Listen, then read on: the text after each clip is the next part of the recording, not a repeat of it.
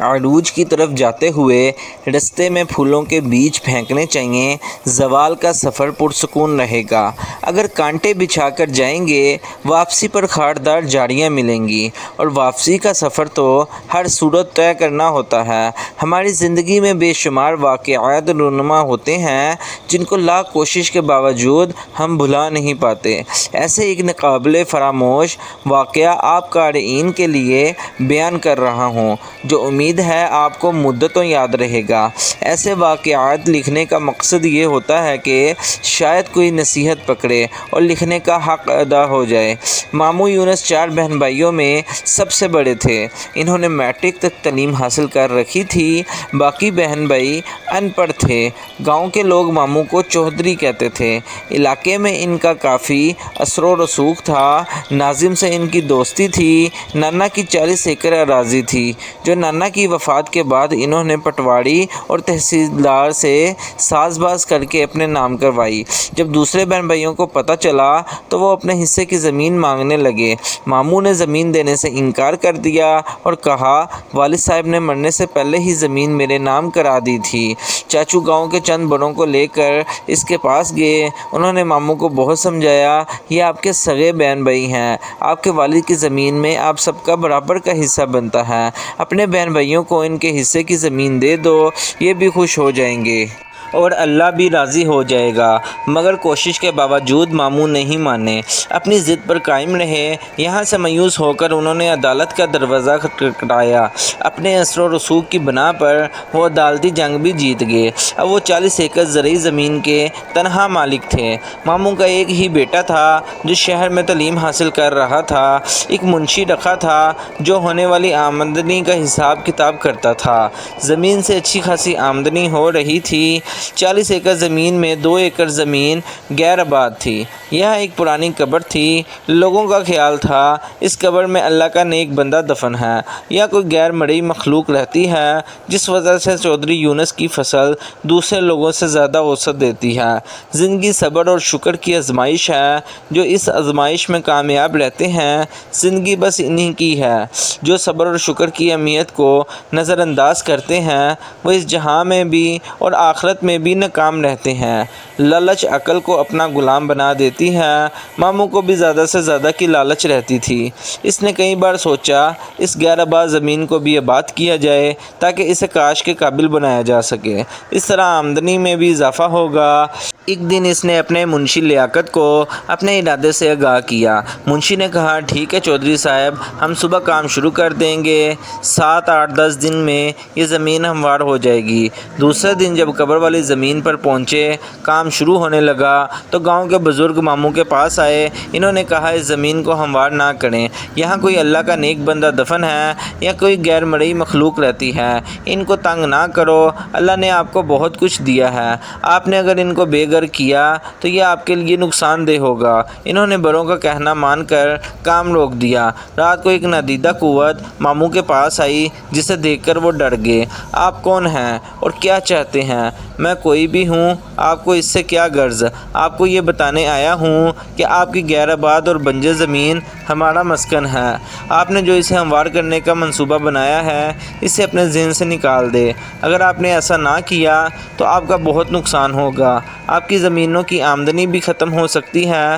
یہ کہہ کر وہ کمرے سے نکلا اور فضا میں تحلیل ہو کر ماموں کی نگاہوں سے اوجھل ہو گیا۔ صبح ماموں نے منشی کو اپنے پاس بلوایا، رات والا واقعہ سنایا اور قبر والی زمین کو ہموار کرنے سے منع کر دیا۔ وقت گزرتا رہا۔ ایک دن ماموں کو فالج کا اٹیک ہوا اور بستر کے ہو کر رہ گئے۔ زمینوں کی دیکھ بھال اب ان کے بس کا کام نہیں تھا، لہٰذا ان کا بیٹا حارث تعلیم ادھوری چھوڑ کر واپس گاؤں آ گیا۔ اب وہ زمینوں کی نگرانی کرتا۔ اپنے باپ کی طرح حارث نے بھی غیر آباد زمین کو ہموار کر کے اسے قابل کاشت بنانے کا ارادہ کر لیا۔ اس سلسلے میں جب اس نے منشی سے بات کی تو اس نے کہا پہلے بڑے چودھری سے بات کر لیں، انہوں نے یہ زمین آباد کرنے سے منع کیا ہے۔ حارث نے اپنے والد صاحب سے بات کی۔ ماموں نے بتایا یہاں غیر مرئی مخلوق رہتی ہیں اور اپنے ساتھ پیش آنے والا واقعہ بھی بیان کیا۔ یہ جن بوت والی باتیں سب جھوٹی ہوتی ہیں، ان کا حقیقت سے کوئی تعلق نہیں ہوتا۔ ہم نے اپنی زمین آباد کرنی ہے، کسی کی زمین پر قبضہ تو نہیں کر رہے جو ہمارا نقصان ہوگا۔ اگر یہاں ندیدہ قوتیں یا جن بوت وغیرہ رہتے ہیں تو وہ کہیں دوسری جگہ جا کر آباد ہو جائیں گے۔ حارث کی باتیں سن کر ماموں پریشان ہو گئے۔ انہوں نے اپنے بیٹے کو بہت سمجھایا مگر وہ نہ سمجھا۔ منشی نے بھی اس کا حوصلہ بڑھایا۔ پھر جیسے ہی ٹریکٹروں نے کام شروع کیا، مغرب کی طرف سے کالی گٹھا اٹھی۔ دیکھتے ہی دیکھتے اس نے پورے گاؤں کو اپنی لپیٹ میں لے لیا۔ ہر طرف گرد و غبار اور اندھیرا چھانے لگا۔ اس طوفان سے صرف مسجد محفوظ تھی۔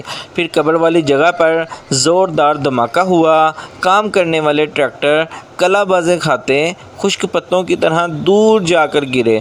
یہی حال ڈرائیوروں اور کام کرنے والے مزدوروں کا تھا۔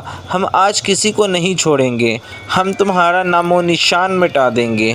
تم نے ہمارا آرام و سکون برباد کیا، ہمارے بچوں کو مارا، ہم تمہاری نسل کو مار ڈالیں گے۔ یہ آوازیں اس قدر خوفناک اور کرخت تھیں کہ ہر ذی روح کو خوف آنے لگا۔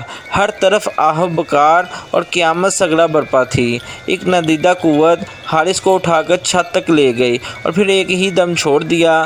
وہ دھرم سے فرش پر کمر کے بل گرا۔ اس کو کافی چوٹیں آئیں۔ بلا ہو اس مؤذن کا جس نے اللہ اکبر کہہ کر ظہر کی اذان شروع کی۔ اذان کے کلمات سنتے ہی ہر طرف سکون ہو گیا۔ گاؤں کے لوگ مسجد کی طرف دوڑے۔ مسجد کا صحن زیادہ وسیع نہیں تھا کہ گاؤں کے سارے لوگ اس میں سما جاتے۔ لوگ امام مسجد سے دعا کی اپیل کرنے لگے۔ امام مسجد نے دعا کرائی، اے مخلوق خدا، ان غریب لوگوں کا تو کوئی قصور نہیں، یہ چودھری کے ہاں مزدوری کر کے اپنا اور بچوں کا پیٹ پالتے ہیں۔ آج بھی یہ لوگ وہاں مزدوری کرنے گئے تھے۔ یہ لوگ آپ کی بستی سے بے خبر تھے، انجانے میں جو غلطی کر بیٹھے ہیں اس غلطی کی معافی چاہتے ہیں۔ ہو سکے تو چودھری صاحب کو بھی معاف کر دیں، یہ سب شرمندہ ہیں، آئندہ کبھی آپ کو بستی کی طرف نہیں آئیں گے۔ پھر اچانک سفید لباس پہنے ایک بزرگ سامنے آئے۔ اے آدم کی اولاد، ہم بھی آپ کی طرح خدائے بزرگ و برتر کی پیداوار ہیں۔ ہم اپنے آپ میں گم رہنے والی مخلوق ہیں۔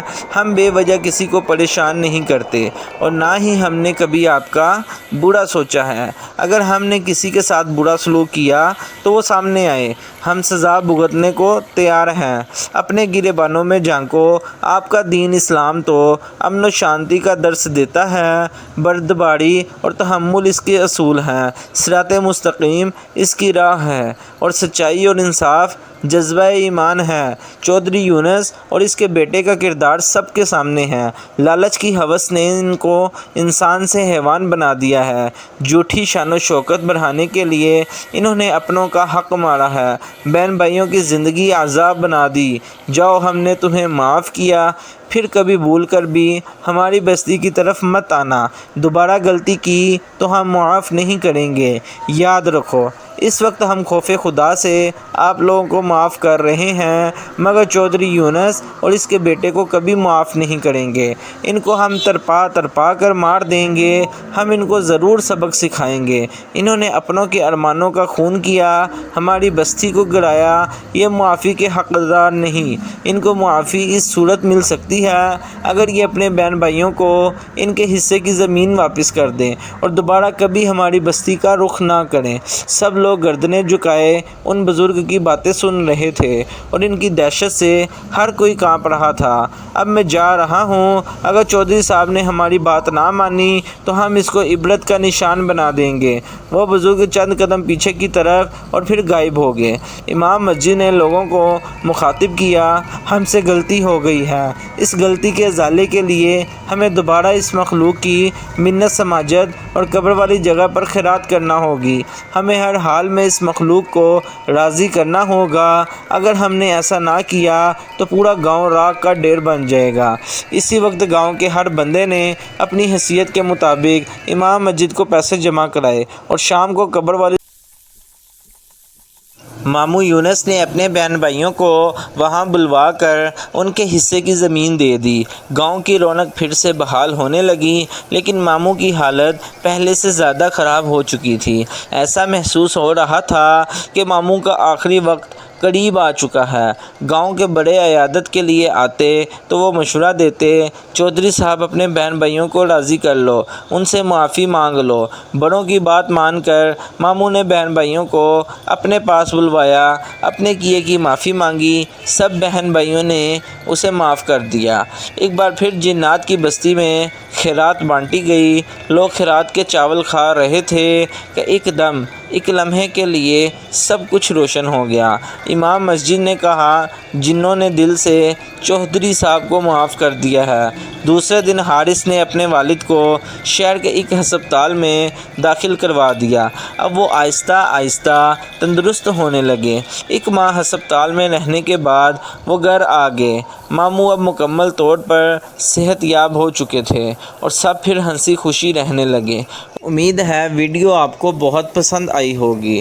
ویڈیو پسند آئے تو چینل کو سبسکرائب کرنا مت بھولیے گا اور بیل آئیکن کو ضرور دبائیے گا تاکہ مزید آنے والی ڈیلی ویڈیوز آپ کو بر وقت ملتی رہیں، اور ہمارے فیس بک پیج کو جو کہ اسی نام سے ہے، ہانی اسٹوریز ٹی وی کے نام سے، اس کو ضرور لائک کیجیے گا اور ویڈیو کو زیادہ سے زیادہ شیئر کیجیے گا اپنے فرینڈز اور فیملی ممبرز میں۔